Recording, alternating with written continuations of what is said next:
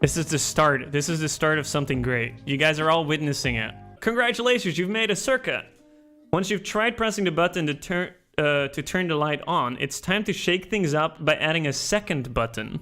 You're placing components on the breadboard in a series in parallel. Components in series come one after another. Components in parallel run side by side. Once you've removed your power source, add the next switch to the one already on your breadboard.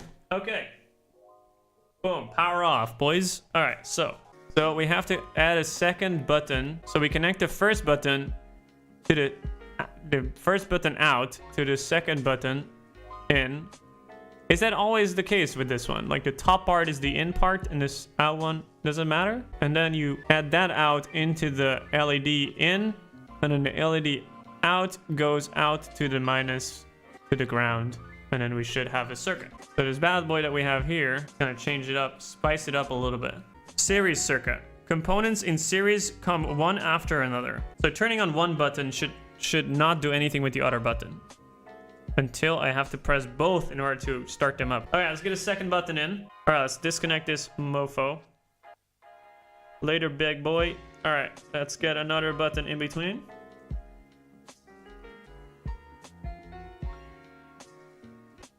All right, perfect. So that's in. Then we need another connector cable thingy. Another one in between.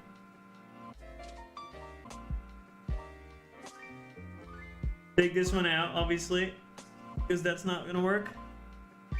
Then we put our LED back in. Plus first, because it's a direct stream of energy, and then in 20, so this one goes out to 20, to the row 20. So in 20, we go from 20 to the minus, and then we should have the perfect loop. All right, perfect. So let's check this real quick. So it goes from the plus side through the resistor to the button. The button out goes like through with the cable to the in of the button. The button then out to the plus side of the LED. The minus side horizontal row goes with a cable. What was it called? Jumper cable to the minus back to ground. That's the plan. All right, so let's connect it. We didn't break it yet, so that's good. Power is in. If I press one button, it should not do anything. If I press the other button, it should not do anything. If I press both buttons at the same time, it should work. Would you look at that? Isn't that beautiful? Isn't that just beautiful? All right, we did it. That's a series circuit. So that means that everything goes from here to here and it goes linear. This is how to set up, boys. Good shit, boys. We're learning. We're doing well. All right, parallel circuits. So now we're getting a little hyphy here. Components in parallel run side by side. I already see, based on the diagram, what the fuck we're gonna do. It makes a lot of sense. Resistor here goes through this group, basically powering up this, right? But we have another connector cable to the start of the other button as well. See? So this group also gets energy. It's split up. Turning on this button basically leads to following this circuit, or this like cable right here, powering up the LED. Looking at this one, the out of this button also goes to the plus side of this LED. Both of the buttons individually light up the LED. 220 resistance.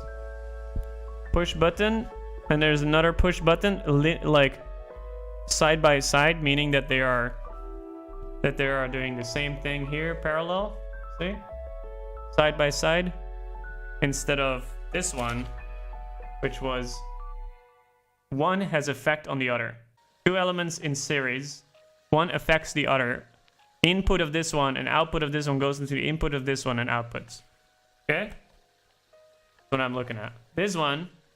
Input both at the same time, none affect the other. Both go to the same in. The output of any of these all go through the same to the same next one. All right, so now that you've mastered the art of things in series, it's time to wire up switches in parallel. Keep the switches and LED where they are, but remove the connection between the two switches. Wire both switches to the resistor, attach the other end of both switches to the LED. Now when you press either button, the circuit is completed and light turns on. Just like I said. Let's shorten up this one a little bit though. Oh fuck, my thing is still on. Alright, that was a bad idea.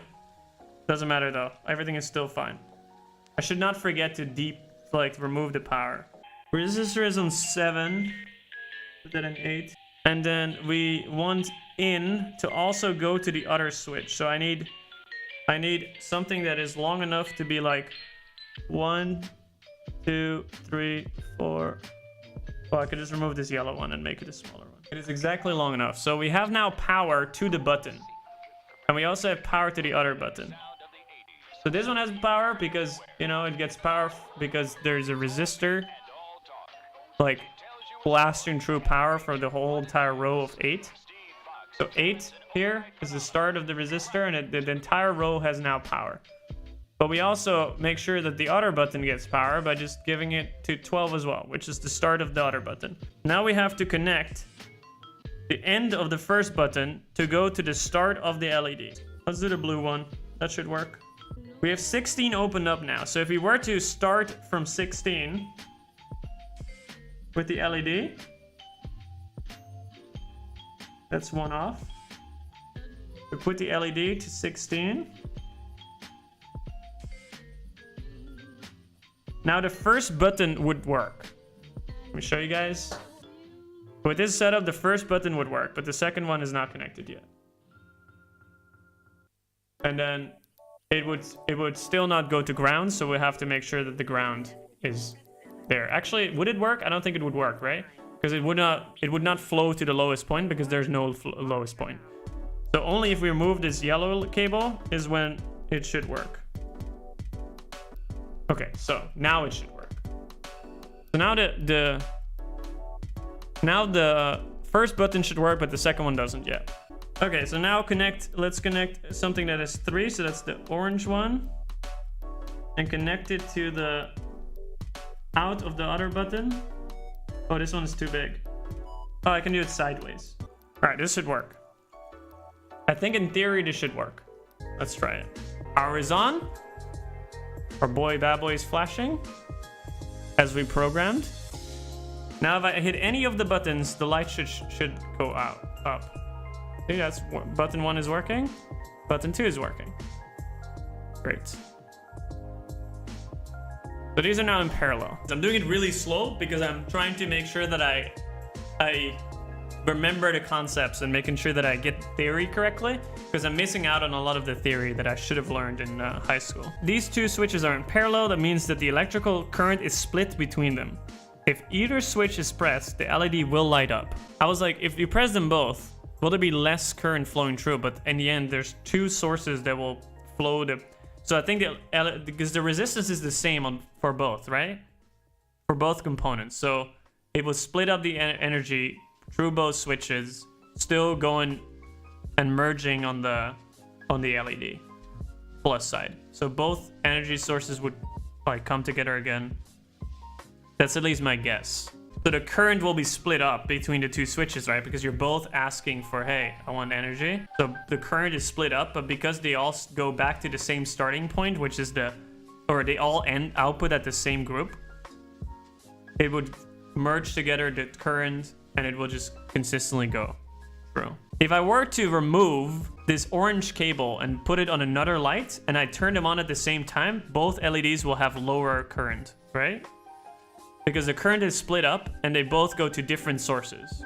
So the LED should be, well, less bright, right? I don't think it really matters with 5 volt, but with a tiny LED like this, but I don't know. That's at least my guess. Because the current is split. You only go putting in 5 volt. Current is split up between multiple components. They all go out back to ground. But because the resistor is you know, only having to split up the whatever is available after the resistor, there's only so much current left. All right, understanding Ohm's law. Here we go. Okay, here we go. This is what you guys are talking about right now. Current, voltage, and resistance are all related. When you charge one of these in a circuit, it affects the others. The relationship between them is known as Ohm's law, named for George Simpson Ohm, who discovered it. Voltage is current multiplied by resistance. Okay, so yeah, then we can calculate any of those. So then the current would be voltage divided by resistance, and resistance will be volt divided by current. That makes sense.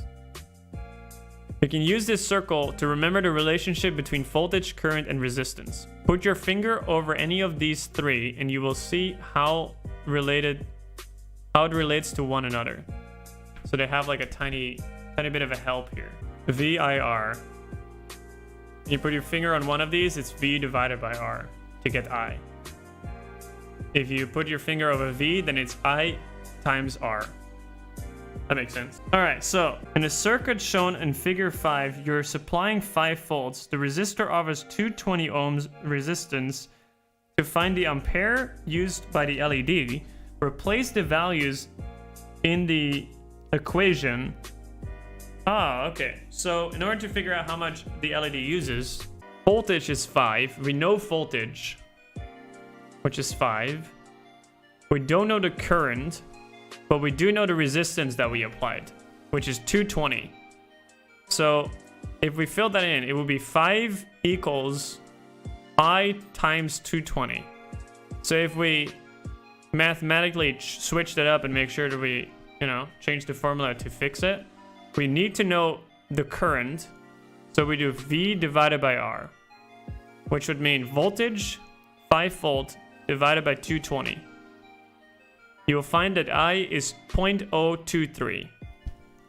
So if we were to do that on the calculator, 5 divided by 220, which is 0.02272727272727, which is 0.023, which is 23 milliamp, 23 thousandths of an amp. So if we were to just not have the resistor there, we would literally blow the fuck out of that LED with 5 volts. If we did not put any resistance there, how much current would be flowing through would be, if you have 0 resistance, but then if you do volt divided by 0, that wouldn't work, right? You cannot divide by 0. If you have many LEDs, I would recommend blowing it up on purpose. I have a fuck ton of LEDs. Should we do that? Remove the resistor?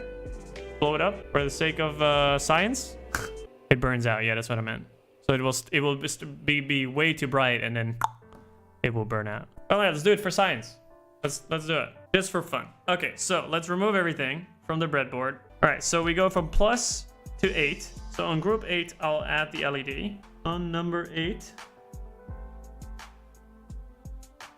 And then immediately from there, we'll, in 9, go to minus. Maybe the USB will cut the power quite quickly, but interesting to see. Interesting to try. Yeah.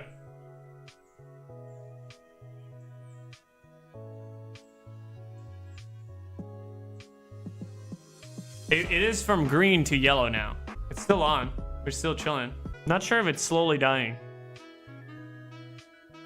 I think it's more yellow than it was before. It's a big rib. That's an orange one. It was green. I don't know if it was like more light before than, because I feel like the bottom part is a little fucked. But yeah, it's chilling.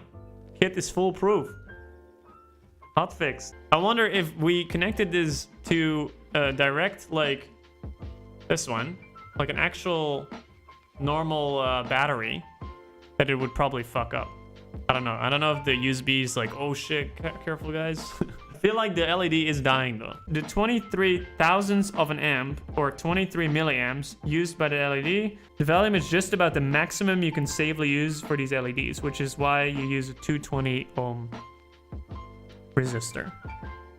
Yeah, or you just don't and it still works. But other components will probably break really fast. You can expand this project in a number of ways, either by creating your own switch. 2 pieces of foil with wire works well. Or by creating a combination of switches and LEDs in parallel and series. Which happens when you put 3 or 4 LEDs. What happens when you put 3 or 4 LEDs in series? What happens when they are in parallel? Why does it behave the way it does? And then it says, a multimeter is a tool you can verify the amount of resistance, current, and voltage in your circuit. While it's not necessary to use for one of these projects, it can be a useful part of your engineering toolbox. Yeah, I'm thinking of getting one. Like one of my colleagues said, it's like pretty much essential to have one. Any conductive material will allow electrons to flow. Yeah, but how do you switch it? Just by taking off the thing? Oh, you touch the two contacts with the, with the wire. You have learned about the electrical properties of voltage, current, and resistance while building a circuit on a breadboard. With some components like LED resistors and switches, you can create the simplest interactive system. A user presses the button, the light turns on. These fundamentals of working with electronics will be referenced and expanded upon in the coming projects. Spaceship Interface. We need a switch, LED, a 220 ohm resistor, and a 10 kilo ohm resistor.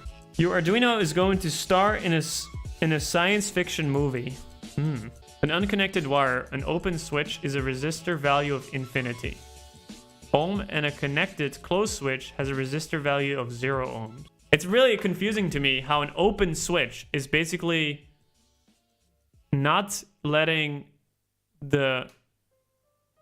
Wait, an open switch was that the energy does not flow through. A closed switch is when the energy flows through. Right? It's fucking... it makes no sense. It makes sense, but I don't know why they called it open switch. Because it's not open at all. It's like... It is closed. It's blocking off the current. It's like an infinity amount of ohm. It's resisting. It's blocking off. It's closed. You're closing off the current from passing through. Stupid fucking scientists, man. Coming up with these weird names to confuse everyone. Oh, that made sense, right? It does not make a lot of sense. Open is when the door is open and you let current flow through, but it's not the case. It's the opposite. It's closed that is opening the door for everyone to go in, to flow the current to pass. Closed is open and open is closed. It's like a bridge. Oh, then it makes sense. Then it makes sense. The bridge is open, meaning that the cars cannot pass, so they have to wait. That makes a lot of sense. If you take the analogy of a door, then it doesn't work. But if you take the analogy of a bridge, then it does work.